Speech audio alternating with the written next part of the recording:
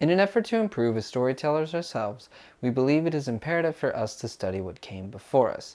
Today we're going to be analyzing a perfect scene from It's a Wonderful Life, written by Francis Goodrich, Albert Hackett, and Frank Capra, and directed by Frank Capra. Join us as we look at how these filmmakers put together a perfect example of what Blake Snyder calls the all is lost scene. I want to live again. I want to live again. I want to live again. At this point in the film, the angel, Clarence, has been brought up to date on the life of George Bailey. Clarence and the audience have seen George's upbringing, met his family, and seen his connection to the town. Throughout George's life, he can't wait to get out of this town and live his life, and everyone tells him he should go. I'm leaving right now. I'm going to school. This is my last chance. Uncle Billy here, he's your man. But George, they'll vote with Potter otherwise. However, every time George is ready to take the leap, a crisis keeps him there, or someone else takes his opportunity. He is always forced into either choosing the future of the people or his own future. Over and over, George puts the people in his life ahead of him, sacrificing his money, time, and dreams for the benefit of everyone else. Hey, what's a pretty girl like you doing marrying this two-headed brother of mine? Well, I'll tell you, it's purely mercenary. My father offered him a job. Oh, we got you in the job. Well, Harry's copper. However, he isn't a saint, and gradually he becomes more and more frustrated with his situation. With every lost opportunity and personal setback, the filmmakers push George toward the ultimate decision between life and death.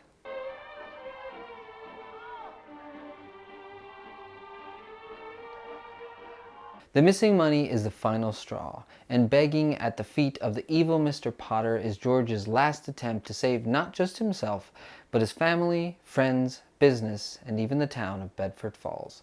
George's last bit of hope is snuffed out with Potter's proclamation that George is worth more dead than alive.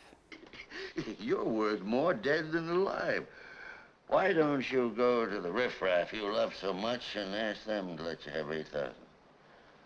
All is truly lost in his eyes as he walks to the bridge and looks into the water with a crazed look in his eyes. He looks to one side, looking for anyone watching, and seeing no one, he begins to go over. The writers have him start to go over so that Clarence is forced to enter the story at this precise moment. Help! Before George can jump, Clarence hits the water, calling for help, and George jumps in to save him. For as much as life has brought him to his knees, George is still the kind of person who will not hesitate to help people in need. Whether he is foregoing his college education, or giving away his honeymoon money, or jumping into freezing waters, he will do the right thing. Kids on faith, I've got to have... How much do you need? Hey! I got $2,000. In this scene, we see George brought to his knees with nowhere to turn, and even in this moment, he is able to put himself and his problems aside to help a fellow human being. His character and the all is lost moment have been perfectly set up. The conflict and the tension have been pulled taut, and this scene finds a way to snap it in a way that makes sense for the story and pull on your heartstrings. And that is why this is a perfect scene. Every time a bell rings, an angel gets his wings. That's right. That's right. Attaboy, Clarence.